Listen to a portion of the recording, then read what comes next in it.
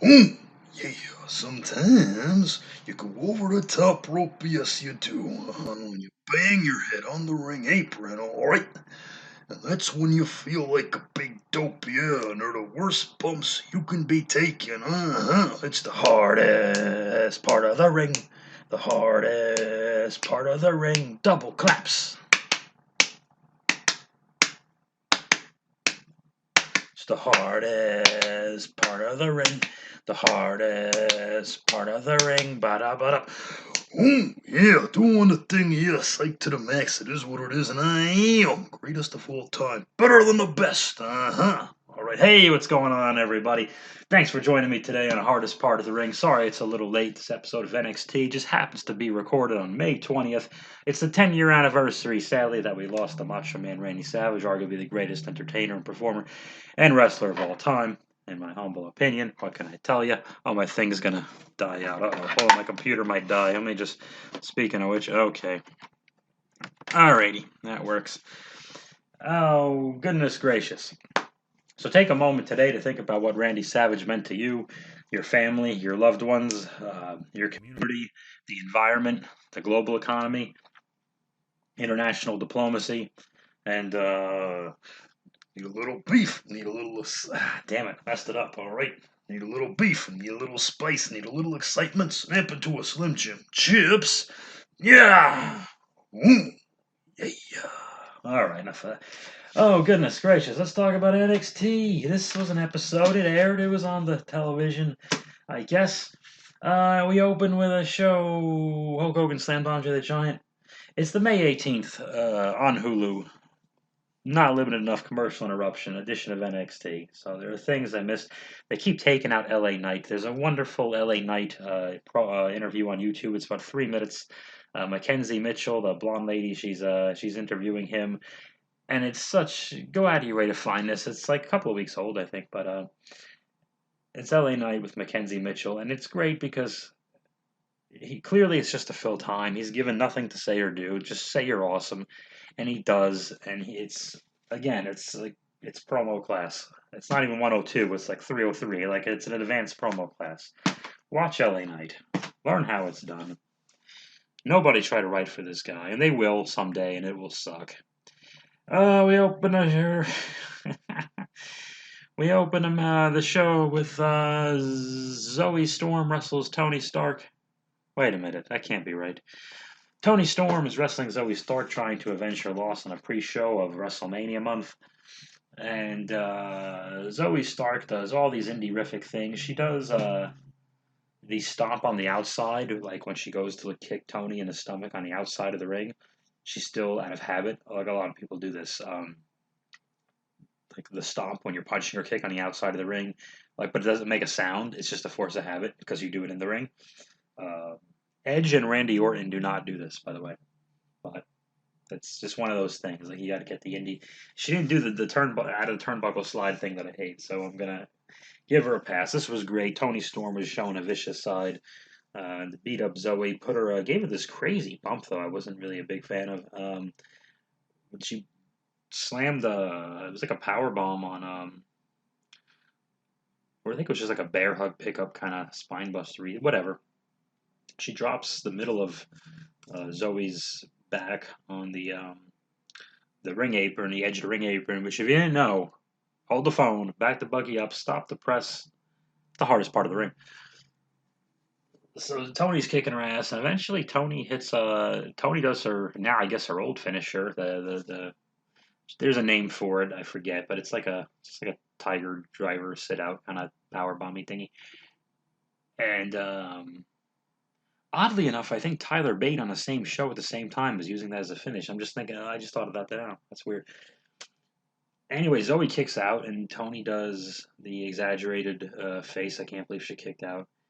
I'm gonna forgive me. I'm gonna pick on the women seem to be more guilty of this than the men. It's the I can't believe so and so kicked out face. Unfortunately, I love the Iconics. Peyton would overdo it a lot too. Not the end of the world. It's not that big of a deal. Sometimes Carmella would do it, and these are my favorites, by the way. So it's not like you know.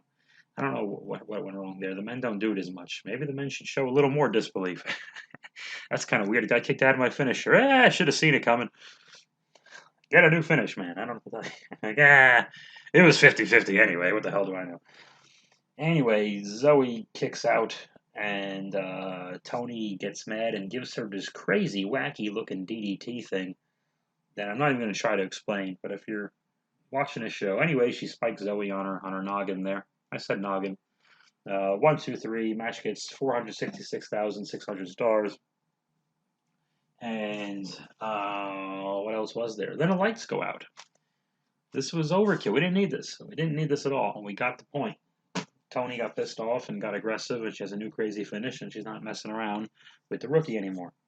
But no, the lights go out, and we have to have the Frankie Monet, the lady with the little dog, who no one can attack because she has an animal with her, which I guess is interesting. I don't know. I hope they play that an angle up at some point.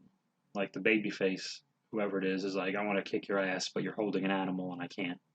I want to, but I can't kick your ass because it might endanger the animal. And Frankie kind of uses that as like a shield, like you can't beat me up type of thing. You can't have someone snatch the animal from her because that might endanger the animal. What you can do is have Frankie foolishly put the dog down next to her and somebody else take some treats, like some cold cuts or something. The dog will come running, and then Frankie's fair game, like, oh, I don't have my dog, and then the baby face, after like a week or two of trying, finally gets to smack Frankie Monet around or whatever. Anyway, Frankie Monet is a little dog, and she says next week she's debuting, I think, something like that. But why is the new heel telling the established heel that? Unless they're going to just give up. I was never big on Tony as a heel. I didn't think that's what we should be doing with her, but the hell do I know? What really hurt her was she returned the same day Ember Moon, like in the same minute that Ember Moon returned, Tony Storm returned. It was like Tony, next segment Ember, on one of those takeover thingies last year. Be that as it may, we see a car pulling up, and we see the logo says the graphic says earlier today, which I like because it explains why wrestlers aren't just arriving to the building. It says earlier today, so I like that. And Cameron Grimes, of course, is throwing money around in a parking lot, and he tells Jake Atlas says something nerdy to him, and Cameron says he'll beat up Jake Atlas, so they're gonna wrestle, I guess. Then we have to have we have to have more Garganos. We need as many Garganos as possible. There's a Gargano in the main event, by the way.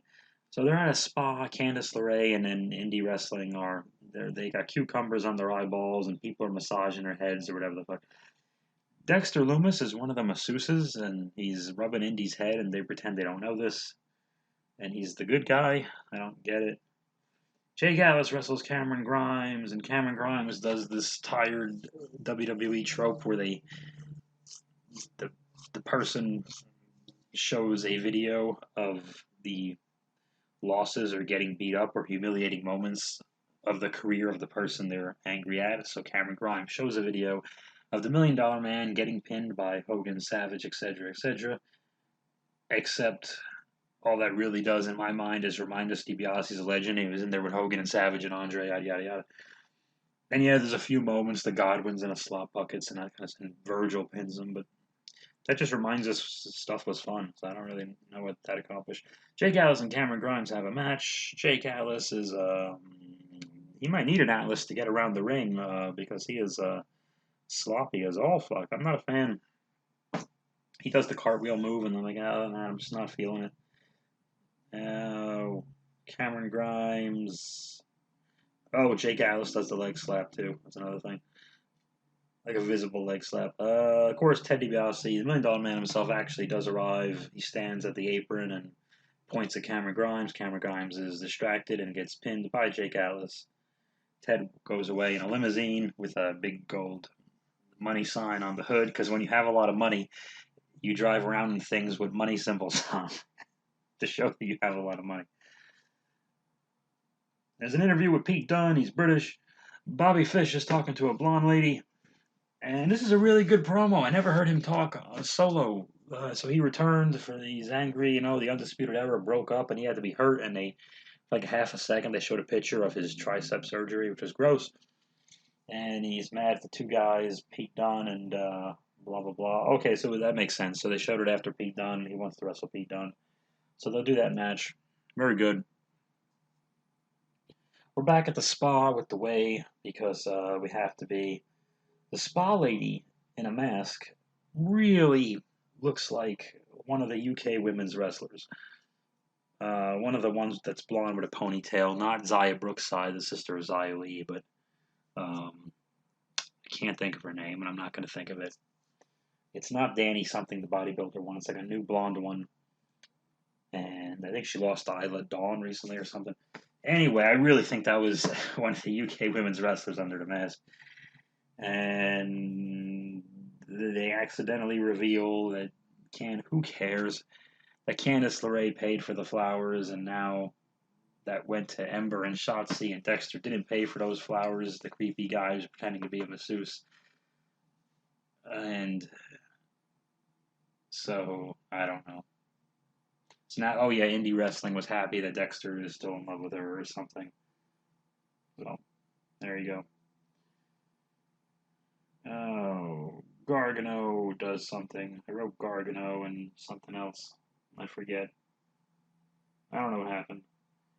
They had to show more. Oh yeah, he's Gargano and Theory. Gargano and Austin Theory are kind of a little promo thingy before their match. Because we can't just have Johnny wrestling. Now we have to have Johnny talking, which is worse. Something called Diamond Mine is debuting soon. I don't know. Then this garbage called Hit Row. Hit Row, like Isaiah Swerve Squad. Jeez, that was an accident. Isaiah Swerve Scott and his 18 people need to come out with them. 2 of them are a tag team. And they do this terrible promo after the match. Anyway, they beat up Tony Nese. Remember him from 205 days? And this Aryan Daivari guy, I guess he was the brother of the Daivari guy who managed the Great Khali 48 years ago. Hall of Famer Great Khali. Hit Row wins. Terrible promo afterwards. I don't know. It's like 5 people, and every one of them is the hype man. Like, I don't know what they're doing. Anyway, we have a steel cage main event with Bronson Reed. The colossal Bronson Reed is challenging Johnny Gargano for the North American Championship, even though Bronson Reed is not from North America, but he would be the champion of North America to make all his friends in Australia proud, which is a different continent. Be that as it may, that's okay. He's still allowed to challenge for the thing. I don't think these things matter. Like, intercontinental is kind of silly. Like, what does that mean? So because if you can go from one does it mean you have to stay on that continent? Or does it mean you can go from one continent to another? Because if you can go from one continent to another, that's the same as the world, because you can go anywhere. No? Yes? Or does it have to be a continent? The 2 continents have to be connected. But either way, if you win on North America, then you're stuck defending it on North America, unless you defend it in Central America is not a continent. But South America is connected to North America through Central America. So does each title defense have to be adjacent to the continent of the next title defense? They never really made this clear. Again, they defend the U.S. belt. They used to all over the world, so who the hell knows? But that's just the U.S. just bullying other countries. Like, no, you have to adopt our championship. Be that as it may. So Bronson and Garg, I fell asleep. They had a great match, I guess. No. Bronson Reed won. I woke up and Bronson Reed was hitting a splash off the top. And he pinned Gargano in the middle of the ring, fireworks, and everyone's very happy. This was another case similar to Tamina and Natalya winning the championships last Friday, where the locker room was really, really happy for this individual. So everybody seems to like the dude. I guess 14, 15 something years of hard work everybody was tweeting about, which is cool. I have 15 years of work in stand-up comedy. I've achieved nothing, which is good. So happy for everybody else. Gets their moment and their money. Oh well. Things are going great. There's nothing you can do. It's a total eclipse of the heart. So Bronson Reed's a new North American Championship champion. And I think he bounced Gargano around the cage. I don't remember anything about this. Did I even fall asleep or was I just spacing out? I don't know. But I don't think it was as heavy as with a regular singles match where Gargano makes the guy wrestle his match and it just looks stupid. I think it would be hard to do with a 300-pound guy in a cage. Like, there's not really much to do except bounce Gargano around. But there you go. That was NXT. That was the 76th episode, folks. working this. I hope you enjoyed WrestleMania 12, the 75th episode celebration, going back in time a little bit. I would love to do that again soon. This week also had Backlash. That's the thing. So this week had Backlash, Raw, Mania 12, and NXT. So I'm a little burnt. No offense. But I've been working every night on my new Son Bob episode. It's going to be, good God. I think I got 18 minutes of the thing done, and it's going to be 25 easily. So I don't know. I don't think it's going to happen this weekend, but maybe next weekend, is Memorial Day weekend, that might happen. I would like that to happen. Maybe Monday, give an extra day. Oh, in America, it's going to be Memorial Day on a Monday, May 30th. It's a day where the media tells you to celebrate all of the soldiers who have given their lives, but most people don't care and eat hamburgers and drink beer and uh, sleep in and jack off and fight with their families. But it's all a big lie. Death is coming for all of us. Nothing waiting around the corner but the icy-handed Grim Reaper. So watch some Macho Man today. Watch some Macho Man tomorrow. Watch Macho Man all the time. I don't understand what the problem is. You guys are tremendous, Bob Squad. I thank you so much. You're the bee's knees. You're the cat's meow. I'm going to sign off. And do you know where you can find this podcast? It's on Spotify now. If you can't do the YouTube or the Podomatic, whatever that is, do it on Spotify. And if you can't find Spotify, It's east of the Pacific Ocean, west of London, England, south to Mars, and north to hell. Doing a thing, yeah. Ooh, yeah. Sometimes you reach out for the hot tag, yes you do. Then you go ahead and you make your own comeback. I want to do that, no. And that's when you should quit wrestling, yeah. You're better off rolling in thumbtacks. It's the hardest part of the ring. Double claps. Ooh, yeah.